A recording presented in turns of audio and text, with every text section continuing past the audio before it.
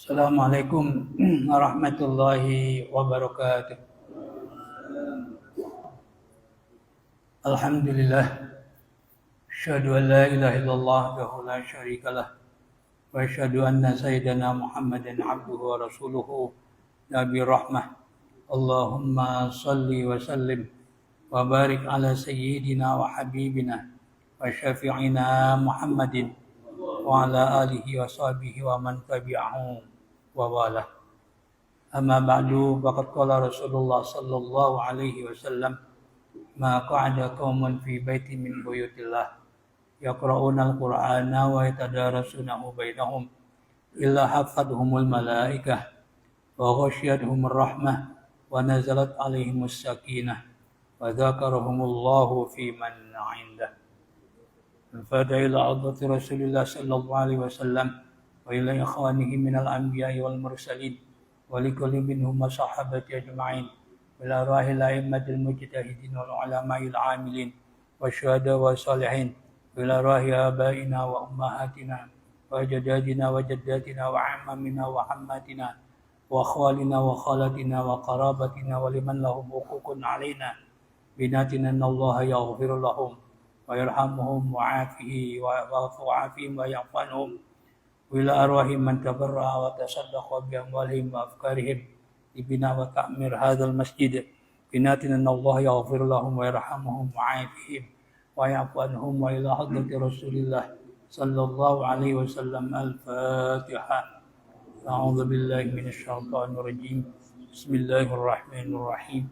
Alhamdulillahi rabbil alamin. الرحمن الرحيم مالك يوم الدين إياك نعبد وإياك نستعين اهدنا الصراط المستقيم صراط الذين أنعمت عليهم غير المغضوب عليهم ولا الضالين رب اغفر لي ولوالدي آمين.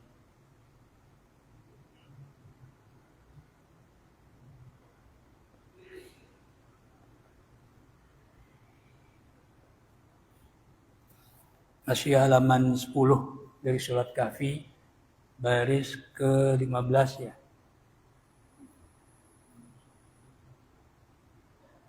Atau ayat ke-80. Bismillahirrahmanirrahim. Wa ammal ghulamu. Nabi Khidir menjelaskan kepada Nabi Musa alasan beliau membunuh anak kecil. Kalau untuk menghancurkan perahu itu Nabi Khidir sudah menjelaskan. Kemudian untuk anak kecil, wa ammal ghulamu, adapun anak kecil yang dibunuh, fakana abawahu, karena diawali dengan amma maka fakana, maka kedua orang tuanya mukminaini, beriman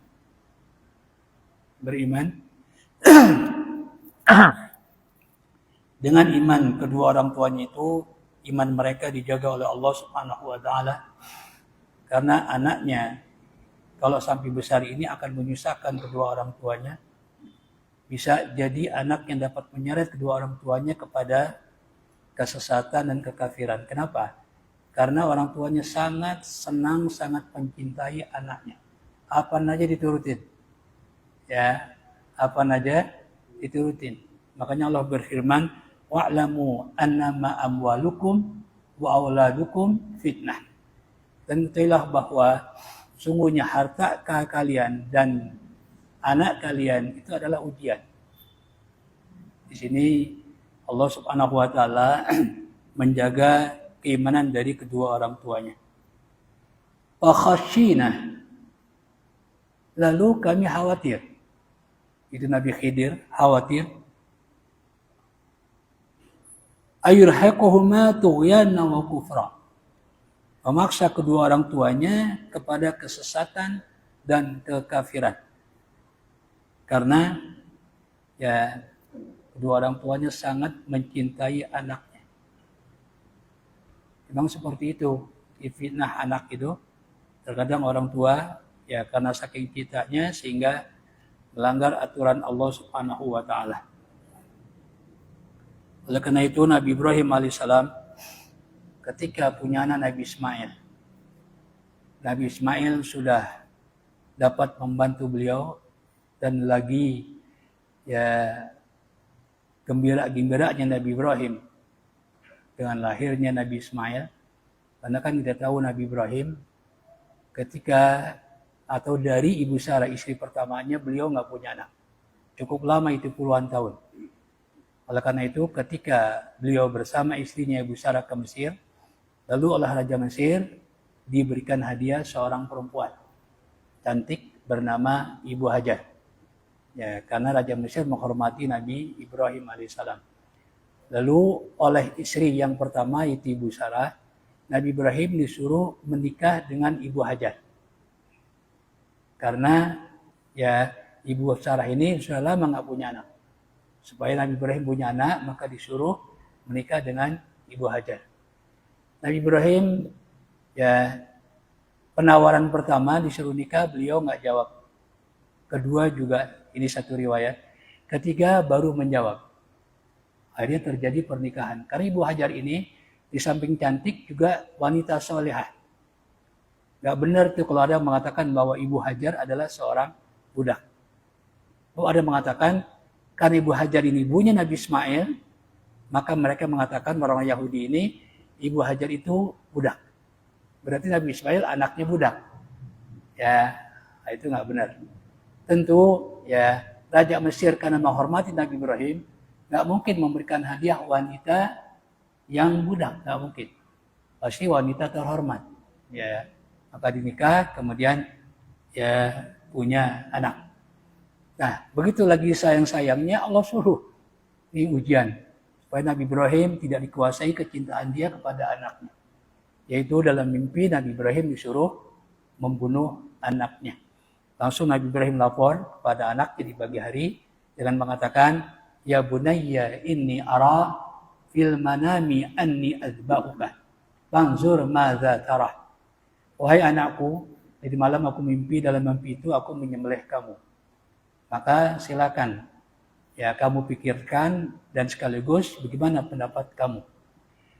Nah, Nabi Ismail ini dididik dengan keimanan, maka jawabannya menyenangkan bapaknya, yaitu apa kata Nabi Ismail? Ya abati fa'al ma tu'mar satajiduni insyaallah minas sabirin. Wahai bapakku silakan lakukan.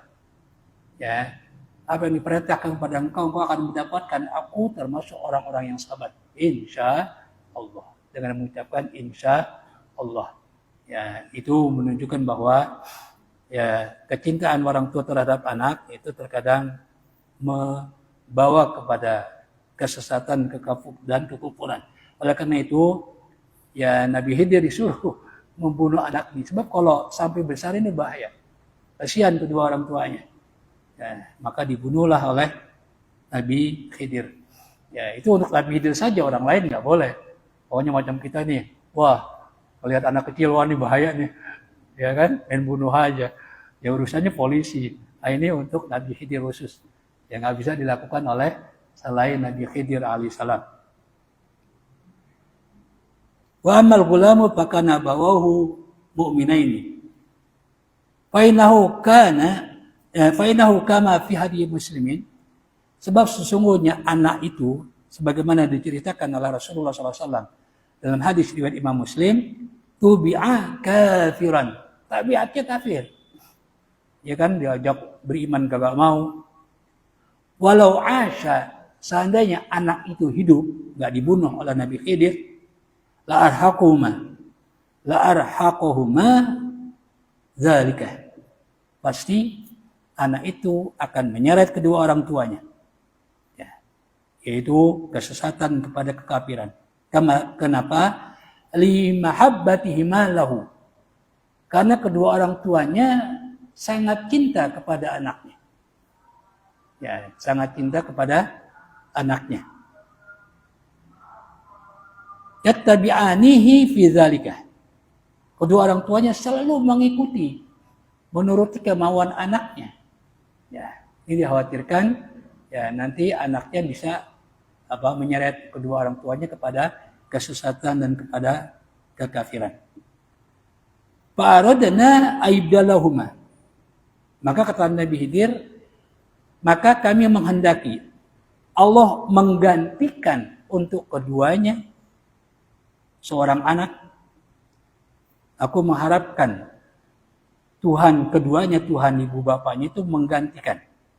Bitasydid, boleh dibaca yubaddilahuma. Badala yubaddilu.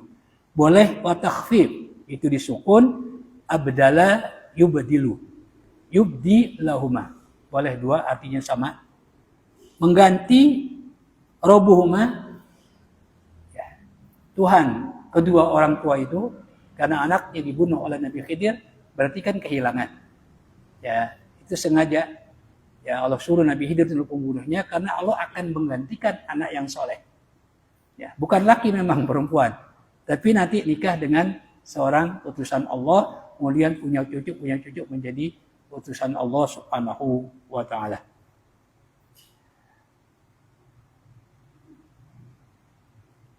Khairan minhu, anak yang lebih baik. Minhu dari anak yang dibunuh.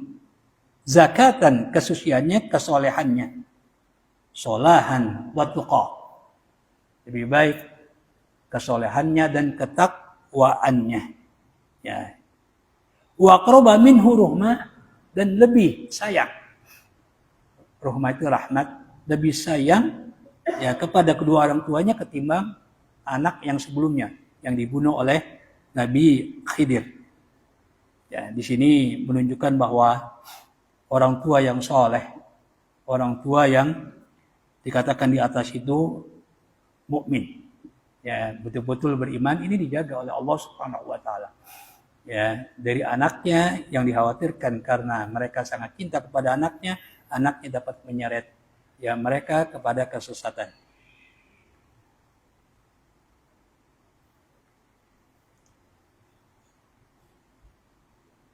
Bisukunil ha'i ruhma, boleh. Wa dhammiha ruhuma, boleh. Artinya apa? Rahmatan. Artinya rahmat. Yang dimaksud dengan rahmat di sini wahia albirru, yaitu berbakti kepada kedua orang tuanya. Albirru biwalidayhi, berbakti kepada kedua orang tuanya. Ya, digantikan oleh Allah anak yang apa? Berbakti kepada kedua orang tuanya. Saya ingat sahabat Nabi Muhammad SAW ketika dia berangkat untuk mencari rezeki, anaknya sedang sakit. Lalu dia berangkat pulang malam. Begitu dia pulang, dia tanya kepada istrinya, bagaimana keadaan anak kita? Oh, keadaannya sangat tenang sekali. Orang udah meninggal. Ya, keadaannya sangat, bahkan nggak bergerak, meninggal. Ya kan? Ini kesabaran seorang ibu. Ya. Lakinya percaya. Ya, disangkanya apa? Sudah sembuh. Tenang lakinya. Bahkan ya sempat berhubungan, saya lupa nama sahabat, apakah Abu Qatadah, apa Abu Darda gitu. Ya, sempat berhubungan intim dengan istrinya. Padahal anaknya sudah meninggal. Lalu apa kata istrinya? Kalau orang menitip barang kepada orang lain, maka ketika yang punya barang itu akan mengambil, ya kira-kira dikasih nggak sama orang yang dititipin itu? Wah pasti, karena itu titipan. Begitu juga anak kita, ini titipan Allah. Yang punya ngambil, yang punya, jadi nggak diberitakan langsung, dibikin kata kiasan seperti itu. Ini yang punya ngambil. Ya kaget kan suaminya. Ya, biasanya kan seorang ibu yang nggak tahan, yang nggak sabar, ya kan? Kalau anaknya meninggal, ya tapi ini begitu sabar. Akhirnya karena dia sabar, Allah ganti dengan anak-anak mereka yang seluruhnya hafal Quran. Ya, karena apa? Kesabaran anaknya meninggal. Kalau ini kan disebabkan apa? Mukmin. Jadi Allah ganti anak yang betul-betul berbakti kepada kedua orang tuanya. Fa'abdalahuma albirru biwalidayh, berbakti kepada kedua orang tuanya. Berbakti kepada kedua orang tua, Allah tempatkan ya perintahnya setelah Allah perintahkan beribadah kepada Allah Subhanahu wa taala. Ya, Allah perintahkan yaitu setelah menyuruh beribadah kepada Allah, yaitu juga berbakti kepada kedua orang tua. Bahkan Abdullah bin Abbas, beliau mengatakan ada 3 ayat yang masing-masing ayat itu, yang masing-masing satu ayat dari 3 ayat itu Allah gandeng 2 masalah, 2 hal. Yang kalau dipisahkan salah satu, maka yang satu nggak diterima. Ada 3 ayat, yang 2 hal ini Allah selalu gandengkan. Sambil yang terkait dengan ini, yaitu anishkur li wali walidaika. Anishkur li wali walidaika. Hendaknya manusia itu bersyukur kepadaku dan juga bersyukur kepada kedua orang tuanya. Artinya taat, berbakti. Ini kata Abdullah bin Abbas, seorang anak hanya taat kepada Allah, tapi durhaka kepada kedua orang tuanya, maka taatnya kepada Allah tidak diterima. Maka dalam hadis yang sangat terkenal, yaitu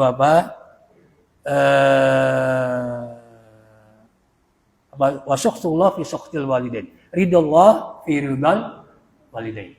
Wasukhtullah fi sukhtil walidain. Ya, keridhaan Allah itu terletak pada keridhaan orang tua, kedua orang tua. Artinya kalau kedua orang tua redha, Allah redha. Tapi kalau kedua orang tua enggak redha, Allah juga enggak redha. Ya, makanya digambarkan pada masa Rasulullah SAW, ada seorang sahabat namanya Alqamah. Di kisah ini sangat terkenal. Alqamah itu sahabat yang rajin ibadahnya. Cuma dia pernah membuat ibunya sakit hati. Nah, dalam hadis nggak disebutkan apa bentuk perbuatan Alqamah yang membuat ibunya sakit hati. Nggak ada itu. Ya, pokoknya hanya Alqamah yang tahu lah. Ya, sehingga ibunya ketika Alqamah akan meninggal, dia hablum minallahnya bagus. Ya. Istrinya bingung, kok ketika ditalkin, dituntun la ilaha illallah, dia nggak bisa mengucapkan. Bahkan mulutnya nggak bergerak sama sekali. Padahal dia ahli ibadah, hablum minallahnya bagus. Hari istrinya bingung. Lalu istrinya mengutus seseorang untuk mengadu, memberitahu kepada baginda Rasulullah SAW. Lalu Rasulullah SAW mengutus 2 sahabat, yaitu Bilal ibn Rabah dan Ammar bin Yasir. Tutus untuk mentalkin Alqamah ini. Nggak bisa juga. Tapi belum meninggal belum. Masih dalam sakaratul maut. Nggak bisa juga. Akhirnya Rasulullah datang. Rasulullah tanya, apakah Alqamah ini masih punya orang tua? Lalu sahabat mengatakan masih. Itu seorang ibu. Seorang ibu, sebenarnya rumahnya agak jauh. Ya kan, Rasulullah ingin datang, tapi ibunya Alqamah rupanya nggak enak kalau Rasulullah datang. Dia sendiri yang datang. Ya, mendatangi rumah Alqamah. Lalu kata Rasulullah SAW, redokan. Ya. Sebelumnya Rasulullah tanya, bagaimana Amalia? Ya, yaitu Alqamah ini, kata ibunya bagus. Ya, ibadahnya bagus gitu. Cuma dia pernah membuat aku sakit hati sehingga aku kesal, marah. Ya, kata Rasulullah, maafin, redokan. Enggak, aku enggak redokan. Ya, aku enggak redokan. Lalu Rasulullah ancam, kalau Anda enggak redokan, aku bakar nih. Ya, diancam. Akhirnya karena didorong kasih sayang seorang ibu, dia maafin. Begitu dia maafin, tok kejar, ditalkin mengucapkan la ilaha langsung bisa. Langsung bisa. Inilah ridallah fi ridal walidain. Ya, seperti itu. Nah, berbakti kepada orang tua kalau masih hidup ya dengan bentuk kebaikan yang kita berikan. Kalau sudah meninggal, kata Rasulullah SAW, sallihima ma'a sholatika. Ada sahabat bertanya, gimana aku berbakti kepada orang tua yang sudah meninggal? Kata Rasul, sallihima ma'a sholatika. Kata Rasul, doain. Karena arti sholat, ya pertama kali adalah doa. Makanya kalau menjelaskan sholat secara bahasa, itu artinya doa. As-sholatu fil lughati atau lughatan ad-du'a. Arti sholat dalam arti bahasa adalah doa. Maka Rasulullah SAW menyuruh mendoakan. Sholli ima ma'a sholatika. Kemudian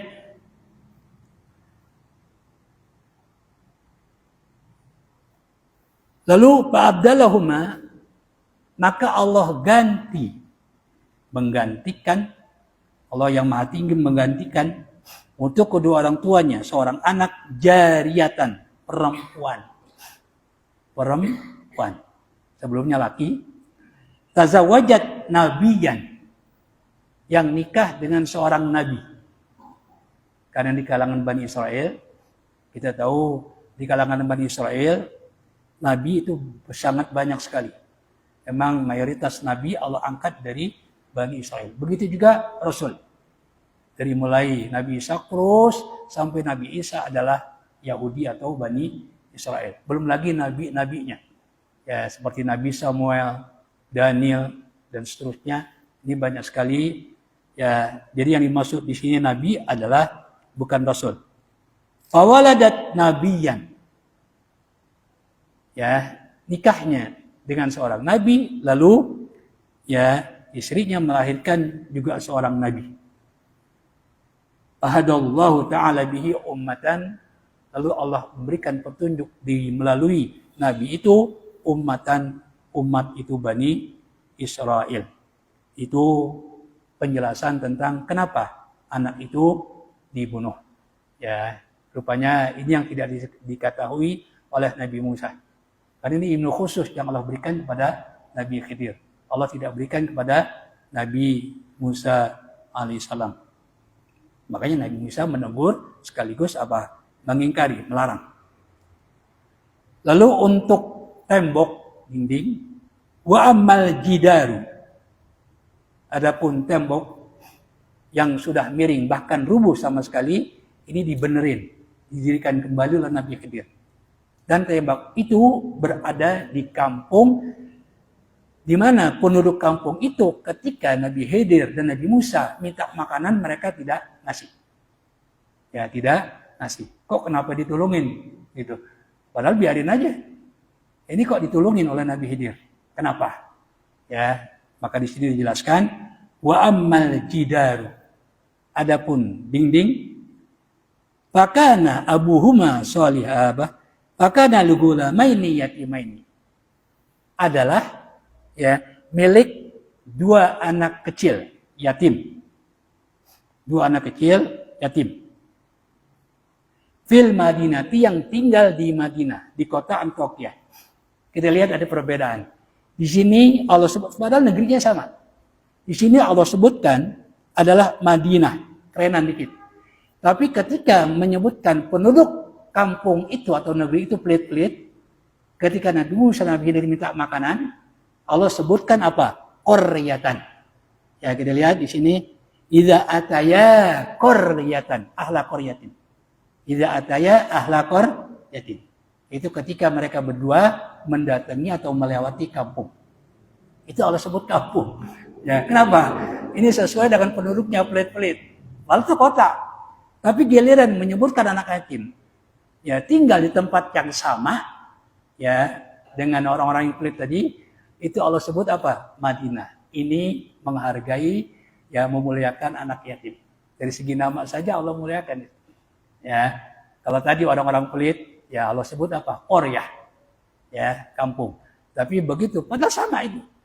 Ya, kampungnya sama. Tapi untuk menyebutkan anak yatim, ya di mana mereka tinggal, Allah sebutkan apa? Madinah. Yaitu kota. Ya, Madinah. Jadi Madinah itu adalah nama kehormatan sebenarnya. Seperti juga Madinatul Rasul, Madinah Al-Munawwarah. Itu kan diganti Madinah, sebelumnya adalah Yathrib. Sebelum Rasulullah hijrah ke Madinah, nama Madinah itu Yathrib. Begitu Rasulullah tiba di Madinah, maka diganti dengan Madinah Al-Munawwarah. Madinah yang bersinar. Dengan sinarnya baginda Rasulullah Sallallahu Alaihi Wasallam. Ya, jadi di sinilah kita lihat perbedaan. Ya, giliran orang-orang ya atau penduduk desa itu pelit-pelit, Allah sebut kampung. Tapi giliran menyebutkan anak yatim, tinggal di kampung yang sama, Allah sebut apa? Madinah. Itu kota. Wa kana tahtahu kanzun. Nah, rupanya kenapa didirikan kembali oleh Nabi Khidir? Rupanya di bawah tembok itu, tentu dipendam, di bawah tembok itu ada simpanan milik kedua anak yatim yang sengaja disimpan oleh kedua orang tuanya. Ya, oleh kedua orang tuanya. Sama dengan bentuk penghargaan Allah terhadap anak yatim. Itu ketika terjadi pembunuhan di kalangan orang-orang Yahudi. Ya. Dan jenazahnya diletakkan di pinggir jalan, di perempatan jalan bahkan. Lalu di antara suku orang-orang Yahudi saling menuduh.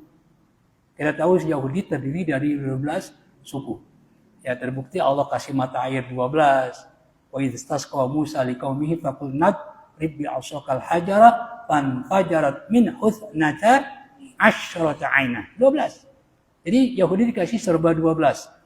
Ya, bahkan katanya ketika Allah jadikan daratan, lautan itu supaya mereka selamat, Allah kasih 12 jalanan. 12 jalanan karena sesuai dengan suku mereka. Nah, terjadi pembunuhan. Mereka saling menuduh. Lalu mereka cari pembunuhnya tapi nggak ketemu. Kenapa? Karena pembunuhnya ikut mencari. Ya, pembunuhnya ikut nyari. Ya, pura-pura ya bukan dia yang bunuh. Nah, karena dicari, ya usaha sudah maksimal untuk mencari pembunuh, nggak ketemu, akhirnya mereka datang kepada Nabi Musa, agar Nabi Musa berdoa kepada Allah supaya Allah kasih tahu. Ya, jadi giliran susah aja, giliran perlu datang pada Nabi Musa. Ada Nabi Musa, ya dikasih tahu oleh Allah, suruh mereka menyembelih seekor sapi. Ya, wa idz qala Musa liqaumihi innallaha ya'murukum an tadbahu baqarah. Ini inti Baqarah di sini. Ya, inti Baqarah di sini. Lalu mereka menganggap Nabi Musa ini bercanda dengan mereka, mengolok-olok mereka atau takhiduna huzwa. Yang benar aja Nabi Musa, mana ada hubungan antara supaya pembunuhnya ketahuan dengan menyembelih seekor sapi. Tentu nggak ada hubungannya. Mereka anggap Nabi Musa mengolok-olok mereka. Tapi karena mereka yang butuh, akhirnya mereka terpaksa. Ya, akibatnya apa? Mereka banyak bertanya. Dari mereka banyak bertanya, Allah menjadikan susah. Ya, padahal Allah suruh pertama kali adalah sapi apa saja. Ya, kalau mereka sembelih sah. Tapi mereka bertanya umurnya, tua atau muda, dipakai kerja atau tidak, warnanya, ini kan jadi susah. Ya, jadi susah. Ini sebenarnya menghargai anak yatim. Ya, sapi itu dicari ke sana kemari yang sesuai dengan kriteria sapi yang disebutkan oleh Allah. Ya, warnanya kuning, kuningnya mulus, nggak tua, nggak muda, kemudian nggak pernah dipakai kerja, baik untuk mengangkut barang atau untuk meluku, untuk membajak tanah, ya itu nggak pernah. Padahal dulu kan sapi, ya itu sangat diandalkan untuk mengangkut barang dan sebagainya. Ini nggak pernah, kan menjadi susah. Ya, tapi untung saja disering sampaikan mereka mengucapkan apa? Insya wa inna insyaallahu la muhtadun. Dan sebenarnya kami insya Allah jika Allah menghendaki pasti akan mendapatkan sapi itu. Jadi karena mereka mengucapkan insya Allah meskipun sapinya susah, ya tapi mereka dapat menemukan. Makanya dalam sabda Rasul juga dalam kitab ini seandainya mereka tidak mengucapkan insya Allah sampai hari kiamat itu sapi mereka tidak temukan. Ini ya keberkahan daripada atau keutamaan daripada membaca insya Allah untuk pekerjaan yang akan kita lakukan. Dicari-cari ketemu milik anak yatim. Milik anak yatim. Ya, milik anak yatim. Awalnya itu adalah simpanan bapaknya. Ketika bapaknya meninggal, anaknya masih kecil. Dia pesan sama istrinya, nanti kalau sudah besar ini kasihin kepada anak kita. Ya, sapi. Warnanya kuning, mulus. Nggak pernah dipakai kerja. Nah, begitu anaknya besar, rupanya butuh duit, ya oleh ibunya disuruh jual. Jual dengan harga yang telah ditentukan. Berangkat dia ke pasar. Sebelum sampai pasar ada yang nawar. Ya, ditanya, berapa kamu akan jual? Sekian. Dia tawar 2 kali lipat. Tapi kan tadi ibunya pesan, nanti kalau ada yang nawar, kamu lapor dulu kepada saya. Ya, akhirnya dia pulang dulu. Dia kan jujur nih anak. Padahal ibunya suruh jual sekian. Ya kan, kalau anak nakal, begitu ada yang nawar 2 kali lipat langsung dijual. Sisanya apa? Dikentit, diambil. Ya, ini enggak. Memang anak ini berbakti betul. Karena sesuai dengan pesan ibunya, lapor dulu kepada saya. Lapor dia. Bu, ada yang nawar segini. Udah jual. Jual. Nah, ditawar lagi lebih mahal. Lapor lagi dia, gimana Bu? Ya, jual. Rupanya yang nawar itu malaikat. Kata malaikat, simpen sapimu, nanti ada yang nyari. Dengan harga yang paling mahal. Benar, Yahudi nyari. Ketemu, dijual seharga apa? Seharga berat. Ya, sapi itu dengan ukuran emas. Kira-kira sapinya kecil apa gede? Gede. Ya kan, ukurannya bisa ya kurang lebih 1 ton lah begitu. Nah, seperti itu. Kan jadi mahal. Ya, ini karena berkat anak yatim yang berbakti kepada kedua orang tuanya. Nah, saya lanjutkan. Jadi tembok itu di bawahnya ada simpanan milik kedua anak yatim yang sengaja dipendam oleh orang tuanya. Malun madfunun. Harta yang dipendam. Yang dipendam. Apa bentuk hartanya? Ya zaman dahulu min zahabin, berupa emas. Ya, berupa emas. Ya, makanya ada satu kisah ya. Ada seorang kakek ya. Dia kiai ngajar ke sana kemari. Ya. Lalu dia tahu cucunya ini dia punya tanah lebar. Ya. Yang ngurusin tanahnya adalah cucunya. Dia mau kasih cucunya belum kenal duit. Ya takut dihambur-hamburkan, akhirnya uang itu disimpan. Satu riwayat katanya di Triskaan, ya yang terbuat dari baja, ada mengatakan diguci, lalu dipendam dalam tanah. Ya, diniatkan untuk cucunya, karena dia tahu yang macul tanah itu, yang ngurusin kebun dia itu adalah cucunya. Ya, itu ceritanya gitu. Ya benar, begitu cucunya besar, ya karena memang dia ngurusin, begitu dia gali, dapat guci. Yang isinya adalah emas. Ya, itu ya ada satu riwayat, dia pesan kepada adiknya, si kakek ini, nanti kalau cucunya sudah besar, berangkatin ke Saudi. Dengan uang itu. Ya kan? Akhirnya diberangkatin, mukim di sana, ya itu ceritanya. Seperti itu. Ada. Ya, jadi orang-orang dulu ada yang seperti itu. Jadi dinyimpannya di mana? Ya dulu kan belum ada bank. Ya kan? Jadi nyimpannya di bawah tanah. Ya, kalau ini di bawah dinding, ya di bawah tanah. Yang atasnya ada dinding. Ya, itu milik kedua anak. Memang cucunya ini anak yatim. Ya, anak yatim diasuh oleh kakeknya gitu ceritanya. Kemudian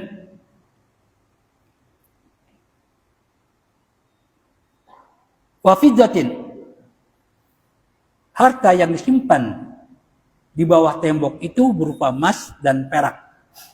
Lahuma, milik ya kedua anak yatim itu. Wa kana abuhuma sholihah, dan ibu bapaknya di sini ya disebutkan bapaknya, dan bapaknya berarti ibunya masih ada. Disebut yatim kan bapaknya nggak ada. Ya, dalam apa? Dalam Islam itu nggak dikenal dengan yatim piatu, yatim aja sebenarnya. Yatim piatu itu istilah kita. Ya, nggak ada ibu dan nggak ada bapak. Yang benar adalah yatim doang, nggak ada yatim piatu, nggak ada. Ya, kecuali nyanyian Oma Irama ada yatim piatu. Ya, jadi istilahnya yatim doang ya, kehilangan bapak ya. Nah, kenapa dilindungi oleh Allah harta kedua anak yatim itu? Ya dijaga oleh Allah, ya yaitu dengan ditegakkan kembali, didirikan kembali tembok itu oleh Nabi Khidir. Sebab kalau enggak, itu akan ketahuan di bawahnya ada harta anak yatim. Bisa-bisa dicuri orang, diambil orang. Ya, sehingga anak yatim begitu besar nggak punya harta. Ya, jadi dijaga oleh Allah Subhanahu wa taala. Kenapa? Wa kana abuhuma sholihah. Ya, bapaknya ya kedua anak yatim itu soleh, ya, orang soleh. Ya, dari sini kita meyakini bahwa orang tua yang soleh, ya, orang tua yang soleh ini anak-anaknya akan dijaga oleh Allah Subhanahu wa taala. Ya, anak-anaknya akan dijaga oleh Allah Subhanahu wa taala. Karena orang soleh sendiri itu, kata Allah, wallahu waliyus sholihin. Allah itu melindungi orang-orang soleh. Orang-orang soleh. Nah, ayat ini, ya, yaitu dalam tafsir Munir, ada satu kisah. Yaitu ketika Khalifah Umar bin Abdul Aziz, yang merupakan khalifah dari dinasti Bani Umayyah yang paling adil. Oleh karena itu para ulama memasukkan beliau sebagai khalifah yang kelima. Padahal masanya jauh. Antara Sayyidina Ali masa terakhir khalifah dengan Bani Umayyah itu jauh. Ya, ini ya Umar bin Abdul Aziz dari dinasti Bani Umayyah. Ya setelah Khulafaur Rasyidin kan Bani Umayyah. Itu dari keturunan Muawiyah bin Abi Sufyan. Baru setelah itu masa Abbasiyah. Nah, beliau ditanya, beliau sebagai apa? Sebagai khalifah. Khalifah, tapi sederhana. Khalifah namun sederhana, nggak memamerkan kekayaan. Memang beliau nggak punya kekayaan. Sehingga teman-temannya nanya, Khalifah, kenapa Anda nggak ngumpulin duit?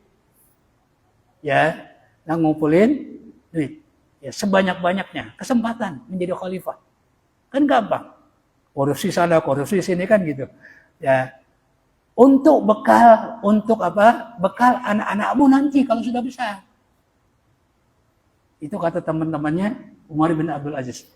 Kata Umar bin Abdul Aziz, tugas saya sebagai orang tua hanya berusaha untuk menjadikan anak-anak saya sebagai anak yang soleh. Kalau sudah soleh, Allah yang bertanggung jawab, Allah yang lindungi. Luar biasa. Jadi tugas orang tua memang ya menjadikan anaknya menjadi anak yang soleh. Sesudah itu ya urusan Allah dah. Ya kan? Allah pasti lindungi. Wallahu waliyus sholihin. Yaitu alasan Umar bin Abdul Aziz. Ya memang beliau sangat adil. Ya bahkan kalau urusan pribadi, beliau nggak mau menggunakan fasilitas negara. Nggak mau. Ya ada orang ke kantor ditanya, Anda urusan pribadi atau urusan negara? Ya ketika itu malam, ruangnya gelap, pakai lampu. Urusan pribadi, dimatiin lampunya. Itu Umar bin Abdul Aziz seperti itu. Ya saya kira beliau seperti itu nggak lepas dari keturunan daripada Umar bin Khattab. Ya karena Umar bin Khattab itu biasa ketika menjadi khalifah beliau selalu keliling di malam hari. Ya, nah ketika beliau keliling, beliau dengar di dalam rumah, di dalam satu rumah itu ada dialog antara ibu dan anaknya. Mendadak ibu itu penjual susu sapi. Kata ibunya, nak campur aja sama air. Air putih, air matang. Supaya kita mendapatkan keuntungan yang lebih banyak. Kata anak ini, nanti Umar tahu. Kata ibunya, mana tahu Umar malam-malam begini. Ya, atau Umar dengerin tuh. Ya di zaman dahulu kan, rumahnya kan sederhana. Ya kalau dulu bilangnya bilik gitu ya. Kedengeran orang ngomong. Ya sekarang aja kedengeran. Ya tembok aja masih kedengeran. Ini kedengeran. Ya dengerin Umar. Ya kata anaknya nanti Umar tahu.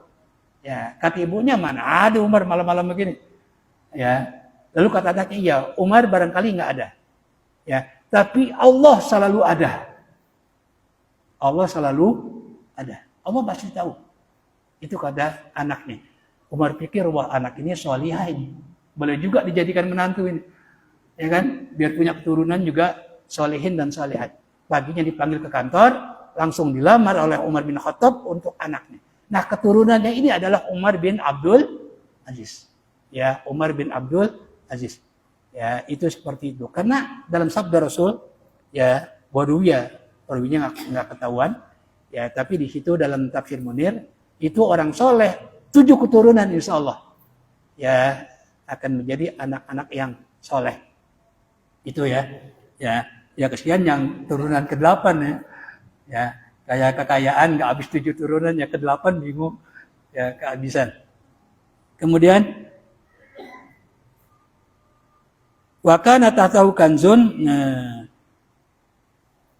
wa kana abuhuma sholihan. Dan kedua orang tua anak itu atau anak yatim itu sholihah, orang yang soleh. Fahufiza, maka kedua anaknya dilindungi bisolahihi, disebabkan kesolehan orang tuanya. Dilindungi fi anfusihima, baik jiwanya, dirinya, wa malihima, dan harta bendanya.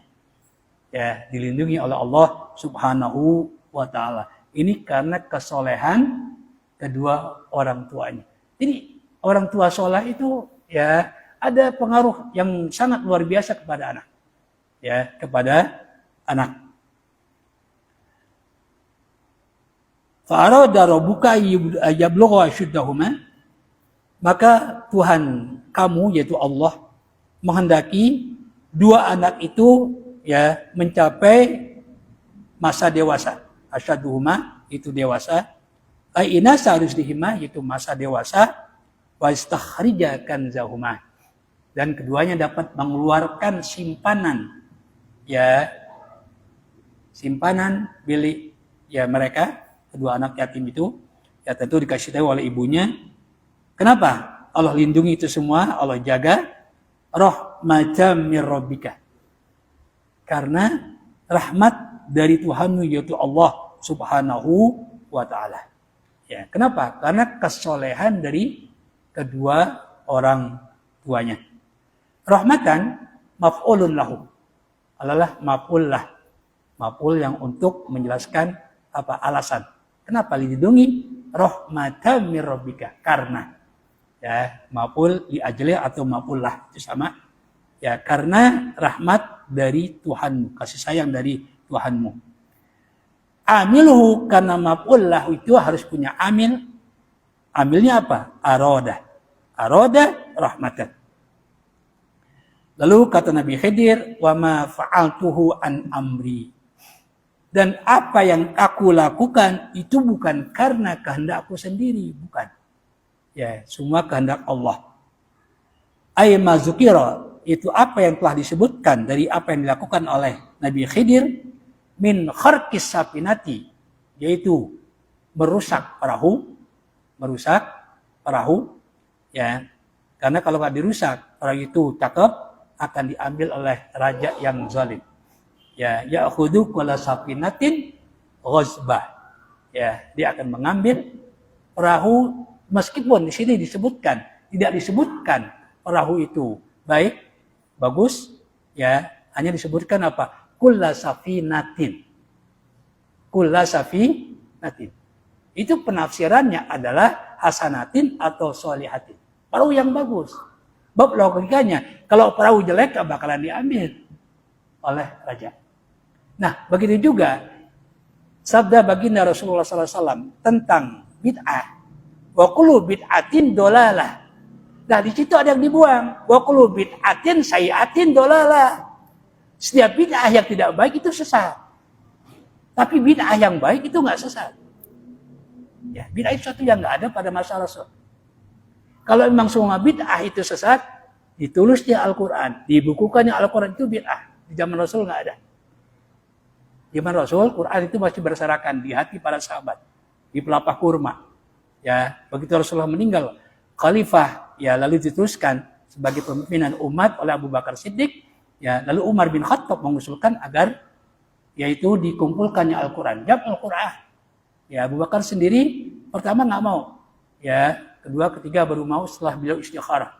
Ya, itu bid'ah, tapi bid'ah hasanah. Jadi nggak semua apa-apa yang nggak ada dari Rasul jadi kenapa? Bid'ah dolalah enggak. Ya, bid'ah dolah. Orang pergi haji naik apa? Bid'ah. Ya, kalau mau sama dengan zaman Rasulullah naik onta sana. Ya, naik kuda. Ini bid'ah hasanah. Makanya di situ ada yang dibuang. Ya, ya'khudhu kulla safinatin sholihatin atau hasanatin. Pasti perahu yang diambil adalah perahu yang baik. Allah nggak sebutin apa hasanahnya atau sholihatnya. Yang Allah sebutin apa? Safinah doang, perahu doang. Ya kan? Ya, itu yang dimaksud adalah perahu yang baik. Sebab kalau perahu yang jelek, nggak bakalan diambil.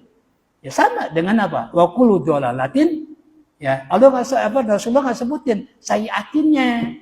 Ya, setiap bid'ah yang buruk, ya itu sesat. Yang baik yang enggak gitu ya. Kan sekarang orang apa-apa bid'ah ya, ini kan ya jadi rancu juga itu, ya. Kemudian ai ikhtiyari, bukan kemauanku yang aku lakukan itu. Bal bi amri ilhamin minallah. Bahkan yang aku lakukan itu semata-mata karena ilham dari Allah. Nah, di sinilah Imam Mufassir tidak menafsirkan wahyu tapi ilham. Karena memang Nabi Khidir ini ada mengatakan bukan nabi, wali. Kalau wali itu bukan wahyu. Ya, ilham. Ya, ilham. Jadi ya ditafsirkan oleh Mufassir dengan ilham. Dzalika ta'wilu ma lam tasti' alaihi sabra. Itulah penafsiran, takwil apa-apa yang kamu nggak mampu untuk bersabar. Kan itu penyebabnya. Ya, setiap apa yang dilakukan oleh Nabi Khidir itu kan ditegur, ditanya oleh Nabi Musa. Padahal di awal sudah dipesan, kamu boleh ikut saya untuk belajar, tapi jangan bertanya. Ya, karena apa yang dilakukan oleh Nabi Khidir bertentangan dengan syariat Nabi Musa, ya wajib ditanya, wajib dilarang, wajib diingkari. Ya kalau diam aja salah Nabi Musa. Makanya Nabi Musa selalu bertanya dan mengingkari. Nah, itulah kata Nabi Khidir, yuqalu istato'a. Dikatakan istato'a. Ya, wastato'a bermakna atoko yang kamu tidak mampu. Fa fi hadza wa ma qablahu, dan dalam ungkapan ini atau ayat ini, wa maqaulun ayat sebelumnya, jam'un bainal lughataini adalah menggabungkan antara dua bahasa, antara istato'a dengan istato'a tastati' wa nuwi'atil ibaratu, dan ungkapan dalam Al-Qur'an ini tidak sama. Allah bentuk dengan bermacam-macam, bermacam-macam. Fi fa'aradtu fa'aradna. Terkadang Allah sebutkan apa? Fa'aradtu. Terkadang fa'aradna. Ya, terkadang fa'arada rabbuka. Sama artinya. Ya, itu bermaksud. Nah, kenapa? Terkadang tu, na, dan kah. Ya, ini namanya wanu'at. Jadi ada variasi. Sebab kalau satu bentuk ungkapan, ya orang akan bosan. Maksudnya sama, tapi kalimatnya berbeda. Ini yang membuat ya daya tarik. Ini yang disebut. Makanya sering sampaikan, karena kan banyak orang tidak setuju, menganggap kalau orang mengatakan Rasulullah adalah ummi, ya nggak bisa baca, nggak bisa nulis, itu katanya menghina baginda Rasul. Itu enggak sebenarnya. Ya, kita mengatakan Rasulullah ummi adalah sebuah kemuliaan bagi Rasul. Karena dengan keummian Rasul membuktikan bahwa Al-Quran murni dari Allah. Itu saja Rasulullah nggak bisa baca, masih dituduh Al-Quran hasil bacaan baginda Rasul terhadap kitab-kitab terdahulu, apalagi bisa baca. Ya makanya Rasulullah ummi itu adalah kemuliaan. Ini ada orang nggak setuju. Rasulullah cerdas, iya jelas cerdas, patona kok Rasulullah, ya kan? Sifat para anbiya. Ya, tapi bukan berarti ya beliau itu nggak bisa baca itu ke menghinakan baginda Rasulullah. Itu kemuliaan.